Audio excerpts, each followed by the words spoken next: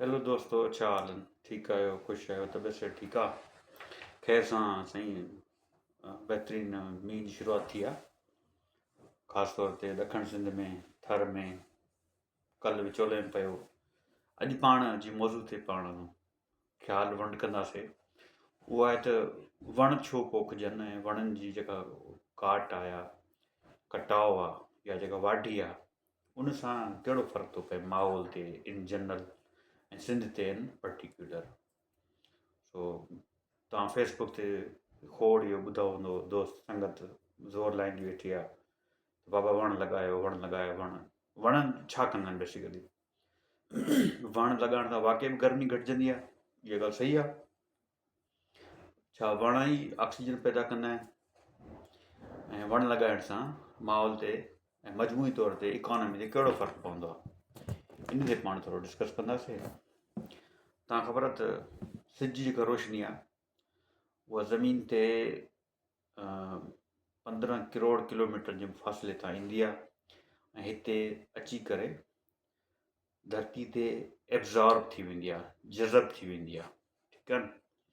ऐं धरती जो गर्मीपद जेको आहे 50 डिग्री, 52, 53, 55 ताईं बि रिकॉर्ड थियो आहे, ठीकु आहे न। सो तव्हां वरी इहो सुवाल पुछंदो त पोइ स्पेस में जे तव्हां सपोज़ कयो सिज खां 5 करोड़ किलोमीटरनि ते माइनस में टेम्परेचर छो आहे, 10 करोड़ किलोमीटरनि ते माइनस में टेम्परेचर छो आहे, -50 बल्कि -200 छो आहे। ज़मीन जे मथां 10 किलोमीटर मथां तव्हां वेंदो न, उते टेम्परेचर -40-50 हूंदो आहे। इहो छाजे करे? उहो इन जे करे जो गर्मी या जेका लाइट आहे बेसिकली एनर्जी आहे, उहा एनर्जी जॾहिं एब्ज़ॉर्ब थींदी आहे, जज़ब थींदी आहे कंहिं बि मालिक्यूल में या एटम में, त उते हीट डिसिपेट कंदो आहे उहो, यानी कि हीट उहो एब्ज़ॉर्ब कंदो आहे, सॉरी, हीट एब्ज़ॉर्ब थींदी आहे यानी हीट जज़ब थींदी आहे। हाणे ख़ला में त कुझु बि न आहे, ख़ला मतिलबु ख़ाली, ऑलमोस्ट ख़ाली, माना हिकु स्क्वायर किलोमीटर में, सॉरी, हिकु स्क्वायर मीटर में सम्झो त 4-5 एटम हूंदा आहिनि हाइड्रोजन जा। ख़ला एतिरी ख़ाली आहे, कुझु बि न आहे। सो उन ख़ला में उन करे ई हीट जेका आहे न जज़ब न थींदी आहे, उन करे गर्मी पद वधंदो न आहे। एनर्जी जज़ब न थींदी त गर्मी पद कोन वधंदो। हाणे ज़मीन ते, पहिरियों ज़मीन ते जीअं एंट्री थिए थी त हिते इन्वायरमेंट आहे, एटमॉस्फेयर आहे, छाजो ठहियलु आहे? हवा जो। बेसिकली हवा जी ठहियलु आहे, गैसनि जी ठहियलु आहे। नाइट्रोजन 78% आहे, ऑक्सीजन 21% आहे, ॿियूं ऐं 1% आहिनि। सो गैस छा हूंदो आहे? मालिक्यूल या एटम, ॿिया मिटी जा ज़रा, दज़, धूड़, ठीकु आहे न, उहे सभई एटम आहिनि, उहे सभई मालिक्यूल आहिनि। मालिक्यूल छा हूंदो आहे तव्हां पहिरियों उहो ॿुधायां। मालिक्यूल मतिलबु कंहिं बि कंपाउंड जो नंढे में नंढे हिसे खे मालिक्यूल चइबो आहे। ऐं एटम छा हूंदो आहे? कंहिं बि अंसर जे, अंसर छा आहे? एलिमेंट, एलिमेंट जे नंढे में नंढे हिसे खे एटम चइबो आहे। हाणे हर एटम में इलेक्ट्रॉन हूंदा आहिनि, हर मालिक्यूल में इलेक्ट्रॉन हूंदा आहिनि। उन ते जॾहिं एनर्जी किरंदी आहे त इलेक्ट्रॉन उतां एक्साइट थी वेंदा आहिनि, एटम जी शेल मां उहे निकिरी वेंदा आहिनि, मालिक्यूल ब्रेकअप थी सघे थो। मतिलबु उन एनर्जी जे करे उन में एतिरी ताक़त हूंदी आहे जो एटम जो जे ॿाहिरां घुमंदड़ इलेक्ट्रॉन पंहिंजे मदार मां निकिरी वेंदो आहे, या एटम जी जेका वाइब्रेशन आहे, मूवमेंट आहे, उहा वधी वेंदी आहे, या मालिक्यूल्स जी मूवमेंट वधी वेंदी आहे उन एनर्जी मिलण जे करे। उन खे चइबो आहे हीट जो या एनर्जी जो या रोशनी जो जज़ब थियणु। त वरी पाण खे वरी सवली सिंधी में छा थींदो मतिलबु इन जो? त सिज जी रोशनी जॾहिं एटम्स में जज़ब थींदी आहे त एटम्स एक्साइट थींदा आहिनि, वाइब्रेट करणु शुरू कंदा आहिनि, मूव करणु शुरू कंदा आहिनि। उन करे गर्मी पद, उनखे गर्मी पद चइबो आहे। हा, ॻाल्हि पिया हले ज़मीन जे मदार जी या हवाई तह जी। जीअं ई सिज जी रोशनी उते ईंदी आहे त उते जेको मौजूदु एटम्स आहिनि, मालिक्यूल, उहे एक्साइट थींदा, ठीकु आहे। एक्साइट थींदा त उहा हीट एब्ज़ॉर्ब थी वेंदी, हीट एब्ज़ॉर्ब थियण करे गर्मी पद वधंदो। हल उहा रोशनी वरी सतह ते पहुती, ज़मीन ते, ज़मीन ते जीअं हीट पहुती या रोशनी पहुती बेसिकली, त ज़मीन त ठहियल ई मतिलबु मादे जी आहे, मटीरियल जी आहे, जेका या सॉलिड आहे बेसिकली। सॉलिड में त इलाही ॻुथियल एटम हूंदा आहिनि, इलाही ॻुथियल यानी कि कम्पैक्ट मॉलिक्यूल्स स्ट्रक्चर हूंदो आहे। उनमें हीट एब्ज़ॉर्ब करण जी वधीक ताक़त हूंदी आहे। उन करे ज़मीन जी उहा सतह जिते मिटी आहे उते हीट घणी एब्ज़ॉर्ब थींदी, जिते वारी आहे उते हीट घणी एब्ज़ॉर्ब थींदी, जिते पथर आहे उते हीट घणी जज़ब थींदी, रोशनी घणी जज़ब थींदी, जंहिंजे नतीजे में उहो इलाइक़ो, उहो टुकड़ो या उहो हिसो ज़मीन जो वधीक गरम थींदो आहे। ठीकु आहे। पोइ हाणे वण जो इन में कहिड़ो रोल आहे? वण जेको सावक आहे या बेसिकली वण तव्हां चओ, छो जो वण जो जेको सरफेस एरिया आहे न वण जो उहो इलाही घणो थिए थो पियो। भले तव्हां सॼे नॉर्थ ज़िले में सपोज़ कयो गाहु पोखे छॾियो या सारियूं पोखे छॾियो, पर सारियूं एतिरो कमु न कंदियूं जेतिरो वण कंदो आहे। सपोज़ करो 100 एकड़ में सारियूं आहिनि लाॻीतो ऐं 100 एकड़ में वण आहिनि, त वण जो जेको सरफेस एरिया आहे यानी कि वण गोल हूंदो आहे न लॻभॻि, त उहो मजमूई तौर ते घणी हीट खे रिफ्लेक्ट कंदो आहे। वणनि जो कहिड़ो फ़ाइदो आहे?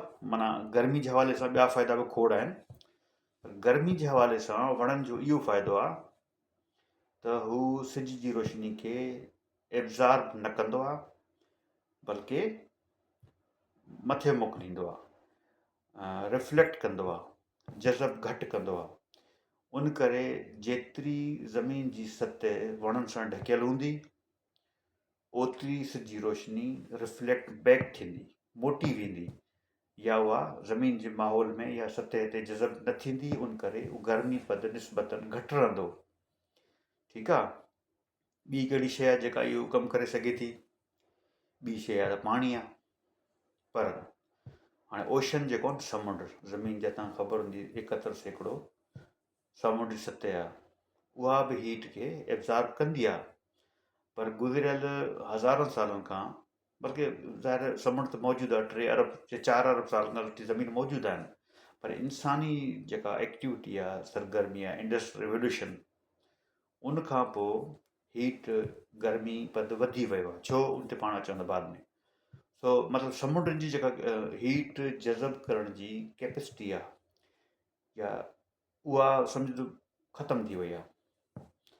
माना आम तौर ते समुंड जो जेको सरफेस पाणी जो गर्मी पद हूंदो आहे लॻभॻि 21 खां 25 डिग्री ते हूंदो आहे। पाण ॻाल्हि था कयूं पंहिंजे समुंड आसपास वारा या इक्वेटर वारा, आर्कटिक ओशन या उत्तर में अची वेंदासीं पाणी उहो ई थधो हूंदो आहे, ऐं ॾखण में वेंदासीं उहो ई पाणी थधो थींदो आहे। पाण ॻाल्हि था कयूं लॻ जीअं इंडियन ओशन आहे या पंहिंजो सिंधी समुंड, ठटे कराची हैदराबाद मदीन वारो, उनजो टेम्परेचर लॻभॻि 20 खां 25 रहंदो आहे। जीअं 26 डिग्री थींदो आहे या 27 थींदो आहे बरल, पोइ वरी साइकिलूं ठहंदो आहे ऐं सामुंडी तूफ़ान ईंदो आहे, उहो अलॻि मौज़ू आहे, उनखे छॾियो फ़िलहालु। त समुंड जी जेका कैपेसिटी आहे न हीट जज़ब करण जी, उहा सम्झो ख़तमु थी वई आहे। उन करे समुंड वधीक हीट जज़ब कोन था कनि पिया, उहे हीटअप पिया थियनि बेसिकली। हीटअप थियण जे करे साइकिलूं ठहनि था ऐं ॿोॾियूं थियूं अचनि पियूं, ऐं मींहं जेके बरसाति जा सिस्टम आहिनि उहे उबता थी विया आहिनि, माना अनप्रिडिक्टेबल थी विया आहिनि, का प्रिडिक्शन नथी करे सघिजे पई। टी शइ जेका आहे जेका सिज जी रोशनी खे वापसि मोकिलींदी आहे, उहा आहे बर्फ़ जी सतह। जेकी चवंदा आहिनि बाबा सामुंड जी सतह वधी वई आहे, सामुंड जी सतह वधी वञण जो मतिलबु आहे त जेके ज़मीन ते आइस शीट आहे, एंटार्कटिका में हुजे, ग्रीनलैंड वारी हुजे, या पहाड़ी इलाइक़ा जेके आहिनि जिते आइस शीट आहे, उहा आइस शीट बि ॻरे थी पई, रिजी वई आहे, उहा सतह तां बर्फ़ घटिजी वई आहे। उहा बर्फ़ घटिजी वञण जे करे जेका रोशनी वापसि मोटे आहे, रिफ्लेक्ट बैक थिए आहे, उहा नथी थिए पई। उन करे बि गर्मी पद वधे थो पियो, बर्फ़ बि रिजे थी पई, ऐं समुंड जी सतह बि वधे थी पई। इहे सभु शयूं हिक ॿिए सां रिलेटेड आहिनि। ठीकु आहे। हाणे बर्फ़ त असां पोखे कोन था सघूं, वण पोखे सघूं था, यानी कि धरतीअ जो जेको इलाइक़ो आहे, खुश्की जो टुकड़ो आहे 29%, उन ते जेतिरो मुमकिन थी सघे, हर जाइ ते कोन था लॻाए सघजनि, छो जो अनाज बि उपाइणो हूंदो आहे। सो जेतिरो थी सघे वण लॻाइजनि, जीअं रोशनी खे रिफ्लेक्ट बैक करे सघिजे, गर्मी पद घटिजे। हिकिड़ो तरीक़ो इहो थी वियो। ॿियो तरीक़ो ॿियो त इहो आहे जो कार्बन डाइऑक्साइड, कार्बन मोनोऑक्साइड सवली सिंधी में जेको गाॾियुनि जे धुओं निकिरंदो आहे, फैक्ट्री मां निकिरंदो आहे, भठनि मां निकिरंदो आहे, टायर सड़ण सां या सिगरेट पीअण सां, इहे जेके धुआं मतिलबु इंसानु कढंदो आहे, ठीकु आहे, इंसानु खोड़ तरीक़े सां धुआं कढंदो आहे, सो उहो बंदि करिणो पवंदो या ख़तमु करिणो पवंदो या ग्रेजुअली आहिस्ते आहिस्ते हुनखे डिक्रीज़ करिणो पवंदो। जॾहिं डिक्रीज़ थी वियो, कार्बन डाइऑक्साइड जो मिक़दारु घटिजी वियो, पोइ गर्मीपद घटिजी सघे थी। हाणे तव्हां वरी सुवालु हिकिड़ो उथे थो, नेचुरल क्वेश्चन आहे, त कार्बन डाइऑक्साइड करे छा थी पई? हा, कार्बन डाइऑक्साइड गर्मी छो थी वधाए पई? कार्बन डाइऑक्साइड गर्मी इन करे वधाए थी त कार्बन वारी जेकी गैसूं आहिनि, ख़ासि तौर ते carbon dioxide, carbon monoxide, methane वग़ैरह, CH4 फार्मूलो आहे, ऐं ॿियूं जेके ग्रीन हाउस गैसिस आहिनि उहे बेसिकली हीट खे ट्रैप कंदियूं आहिनि। माना जेका हाणे जेको हवा जो स्ट्रक्चर आहे उनमें जेकॾहिं केमिकली तब्दीली थी अचे पई, यानी कि परसेंटेज वाइज़, जीअं 78% नाइट्रोजन आहे, 21% ऑक्सीजन आहे। हाणे 21% में ऑक्सीजन जेकॾहिं सपोज़ 20 थी वञे त ज़ाहिर उहो 1% कंहिं माना काॾे वियो, उहो 1% में ग्रीन हाउस गैसिस उनमें माहौल में ऐड थी वेंदियूं। तव्हां ख़बर 1% में इहा तब्दीली आणण जे लाइ, सही फिगर मूंखे न आहे ख़बर, पर सम्झो त अरबे टन कार्बन डाइऑक्साइड गैस असां हितां रवानो कंदासीं या ख़ारिज कंदासीं या पंहिंजी फैक्ट्रियुनि मां गाॾियुनि मां निकिरंदी। इहा तमामु वॾी अमाउंट आहे, ऐं निकिरे थी पई रोज़ानी बुनियाद ते लखें टन, किलो न, लखें टन ग्रीन हाउस गैसिस माहौल में वञनि थी पियूं, जंहिंजे करे गर्मी पद वधे थो पियो। छो? जेका डेंसिटी आहे इन्वायरमेंट जी उहा वधे थी पई, मालिक्यूल्स जी क्वांटिटी वधे थी पई, एटम्स वधनि था पिया, ऐं सो बि ग्रीन हाउस गैसिस जा, जिन जी प्रॉपर्टी आहे हीट खे उहे एब्ज़ॉर्ब कंदा आहिनि, हीट खे ट्रैप कंदा आहिनि। हीट ट्रैप थियण जे करे, सिज जी रोशनी ट्रैप थियण करे गर्मी पद वधे थो पियो। बाक़ी तव्हां पाण अंदाज़ो लॻायो सिंध में छा सूरत हाल आहे। सभु वण वढी विया, खपाए विया। कंहिं ज़माने में केॾा वण हूंदा बाग़नि में त हाणे विया आहिनि, पर मजमूई तौर ते ॿनियुनि में, ज़मीननि ते, ॿननि ते, कड़नि ते, कसियुनि ते, वाटर कोर्स में, शाखनि ते, दरिया में, कचे जा, हर जाइ ते वण ई वण हूंदा। पोइ वार्ड शुरू कई, कंहिं शुरू कई? ज़ाहिर तव्हां ख़बर आहे PP हुकूमत जी सरपरस्ती में जेका ऑफिसर माण्हू कमु कंदा आहिनि, उनजो कहिड़ो कमु हूंदो आहे? आवाम जी ख़िदमत न, आवाम खे कीअं आंच पहुचाइजे उन ते कमु कंदा आहिनि, कीअं आवाम खे ज़लील कजे उन ते कमु कंदा आहिनि, ठीकु आहे न। सो बहरहाल हाणे सिंध जी पॉपुलेशन जेका फिटी करे हींअर घणी हूंदी? 6 करोड़ हूंदी, हल चओ 6.5 करोड़ या 7 करोड़ भला। 7 करोड़ में कराची सिटी आहे, हेॾो सारो, हैदराबाद, वॾा शहर जेके बि आहिनि, सखर, लाड़काणो, नवाबशहर, मीरपुर, सिंध जी मजमूई तौर ते न, मुंहिंजे ख़्याल में 50% आबादी हाणे ॻोठनि में रहंदी आहे। 50% आबादी ॻोठनि में रहंदी आहे, उनजो मतिलबु छा थियो? 3.5 करोड़ माण्हू ॻोठनि में रहंदा आहिनि। 50 लख माण्हू ठीकु आहे, ॿार हूंदा या नंढा हूंदा या इन्फेंट हूंदा या 10 सालनि जे अंदरि हूंदा, बाक़ी बचा 3 लख माण्हू, 3 करोड़ माण्हू। हाणे 3 करोड़ माण्हू ॻोठ में रहंदा आहिनि, सिर्फ़ु ॻोठ में, जंहिंमें टाउन बि कोन थो अचे, सफ़ा ॻोठ। 3 करोड़ माण्हू, हर माण्हू हिकिड़ो वणु लॻाए, हिकिड़ो वणु सिर्फ़ु, त 3 करोड़ वण इहे थी सघनि था। किथे लॻायो? जाइ मौजूदु आहे, जिते अॻे लॻल हुया हाणे उते लॻाए छॾियो, जिते बि तव्हांखे जॻह मिले उते लॻाए छॾियो। हर माण्हू पंहिंजे घर में 2 वण लॻाए, माना सिंध में हर घर में सरासरी तौर ते 5 माण्हू रहंदा आहिनि। 2 वॾा, 3 ॿार हूंदा, 5 भले 6 माण्हू घर में 2 लॻाए छॾनि, 2 ॿाहिरि किथे लॻाइनि, थी सघे थो। तव्हां ख़बर आहे सिंध में थरपारकर, तव्हां ख़बर आहे, माना थरपारकर में सिंध जे बैराजी इलाइक़नि खां वधीक वण आहिनि। माना जेकॾहिं फी कस या फी वण पर किलोमीटर जे हिसाब सां माण्हू ॾिसे त थर में, अछड़े थर जी ॻाल्हि कोन थो कयां, थरपारकर जी ॻाल्हि थो कयां, थरपारकर में वधीक वण आहिनि। माना सावक ई सावक हूंदी आहे, मींहं खां जॾहिं मींहुं पवंदो आहे। वण त पोइ बि हूंदा आहिनि, पर उते मूंखे त ईअं लॻो, मां वियो आहियां 2-3 दफ़ा, त उते वण इलाही सारा आहिनि, बाक़ी सिंध में वण घटि आहिनि।